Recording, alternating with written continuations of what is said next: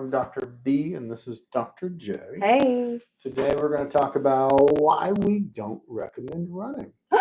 Oh my goodness, we don't recommend running? No, right? At least at first, right? And so we have nothing against running itself. It's a wonderful thing. Yeah, no. Running's great. very Love effective. running. Right? So we're not anti-running whatsoever. It's just right away, right? So we're going to delve into why we talk about running to our patients in the beginning. And even though it sounds crazy not to recommend the running, we're going to tell you some of the reasons that we want to do some foundational work first before we get into the running. We're on this journey or this path to be healthy. We want to make sure that we make it down this path, right? And so it's really important that we have some foundations in place before that. So by definition, running isn't bad, but it's very demanding on the body.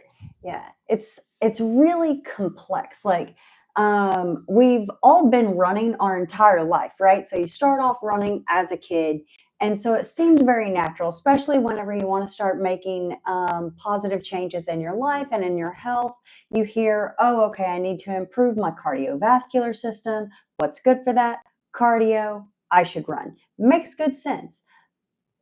And because it's simple as well. Like all you got to do is literally walk out your front door and you can start running, right? So it seems like a very fast, straight line, A to B way to get there. But it's really actually a very complex system. It's a very complex exercise. It's not a beginner exercise by any means. Remember, whenever we were babies and we were learning how to do everything, first we crawled, and then we walked, and then we stumbled, and then we fell, and then eventually we started running, right? It's just because it's been in our life for so long, we think that we are prepared to run. Right.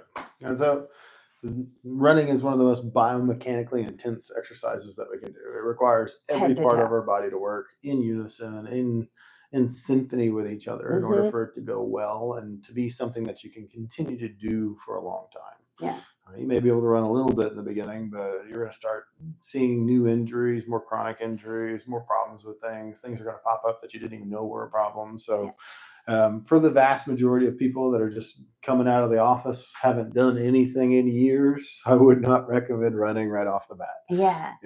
Well, especially whenever you're coming to see us, like if you are a teenager and you are in track, that is a very different thing when you end up coming into our office and you have low back pain, knee pain. You already are experiencing dysfunction. Very, very, very different things. So whenever you are running, you are adding 3 to 4 times your body weight with each step. So if you weigh 150 pounds, with each step, you are applying 300 to 450 pounds of pressure through joints and connective tissues. Yeah, on your knees, on your low back, on your hip, on your ankle, all the weight-bearing joints and your muscles, everything, right? So that is a lot.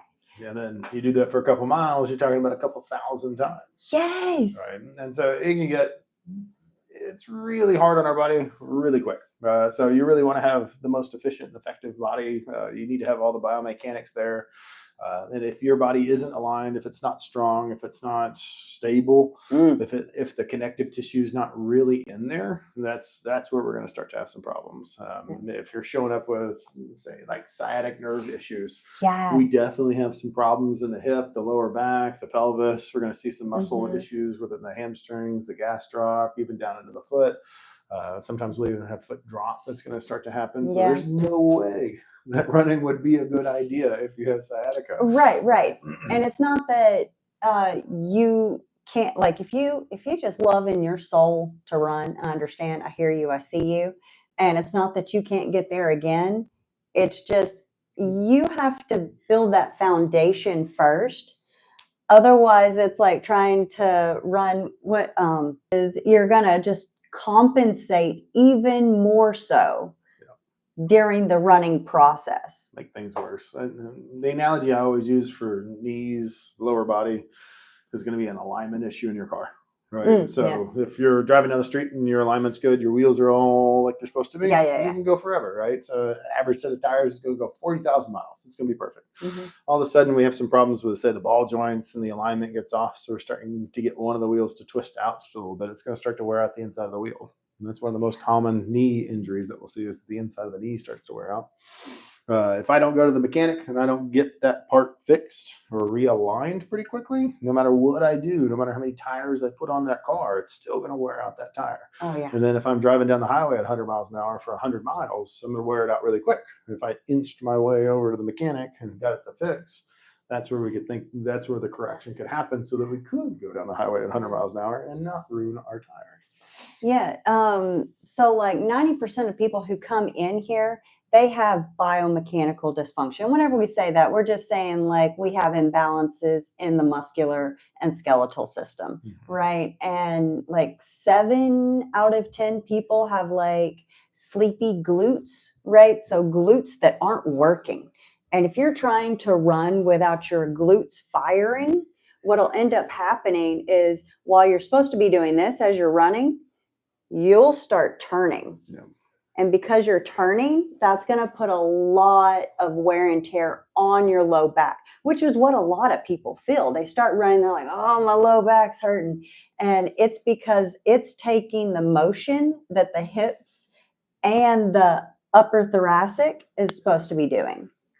And so, running without the proper range of motion, stability, muscles, is just like pouring gasoline on the fire. You're going to make everything a lot worse, and you're going to get out of the activity of running pretty quickly because it's just not going to work for you. Yeah. Right. And so we love running. Running is a wonderful thing. It's spectacular for cardiovascular health. It's really good for mental health. It's really good for your body overall. But we really need that foundation, right? So back to the baby analogy, we got to walk before we can run. So the vast majority of our patients are going to have some kind of biomechanical issue.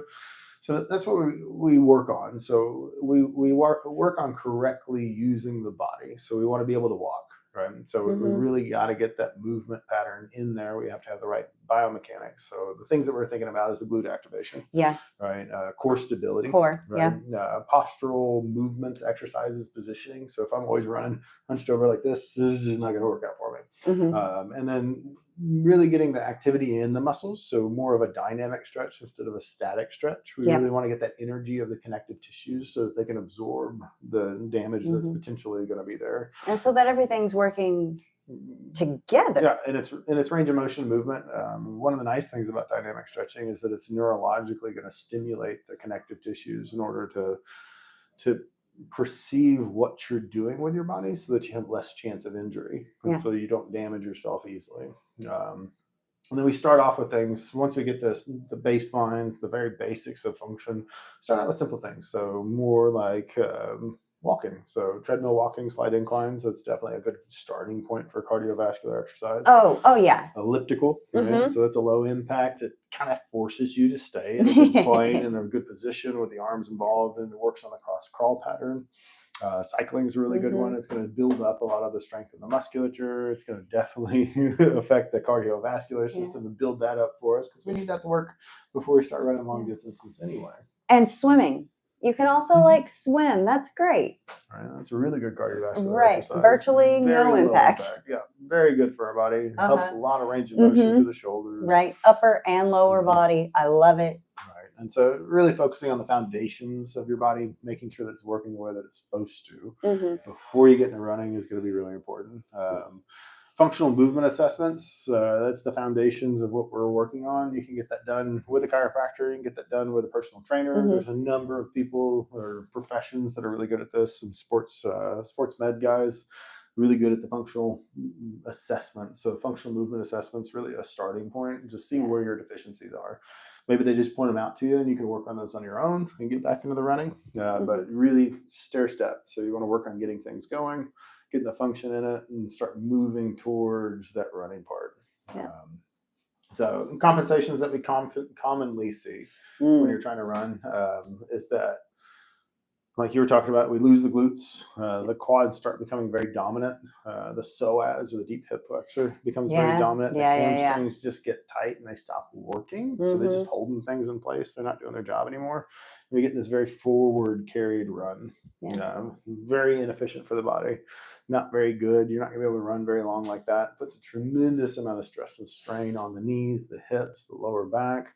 Plantar fasciitis is one of the symptoms Yeah. that'll come from that. IT syndrome, And so piriformis. we really got to make sure that all the muscles are working. So we don't want to overuse any muscle or underuse any muscle. We want to have that balance in those muscles. And the glutes is one of the big things that we're going to see through that. For sure, right? You're running Right. glutes. And so, once you get through, like our patients, right? So the system that we go through in the beginning, we have 3 separate phases that we're generally going to go through for muscular rehabilitation. The neuromuscular reeducation is going to be our first step. So we got to find these muscles in the first place. We got to reconnect to them, talk to them again. Oftentimes, like your body's just forgot about them because you stopped using them, or there was an accident, or some other thing happened. And your body's like, meh, turn it off. We got other muscles. We don't need it. We got other ones that can do the job. Right. And it works for getting around, right? It's good for the day-to-day. You can function more or less. You start to get into a stressful situation, much like running.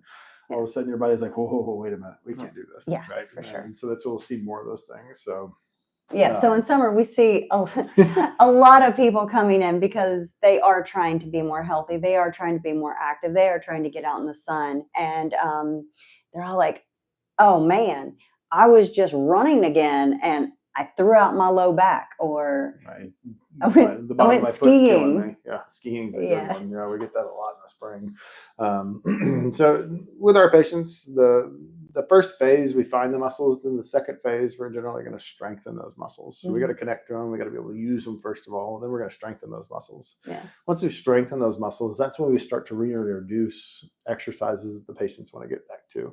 A lot of people are like, "Ooh, I really want to get into overhead cleans, or I want to get back into squats. I want to get back into running, or long distance cycling, those kinds of things." That's when we start reintroducing those exercises. But we do temper it.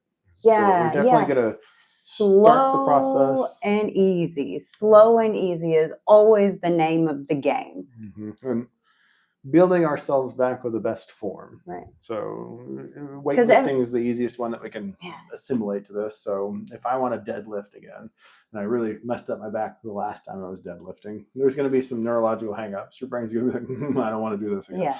All right. So we're going to work on very, very light, high rep deadlifts, and that we're going to work on form the whole time. Yeah. I want to have a mirror. I want to be able to see that everything's doing what it's supposed to do. Yeah. Have the most appropriate form before I add stress to the system. And then I'm going to titrate up. So maybe 2.5 to 5 pounds extra every week that I go through doing the deadlift like I used to. Yeah.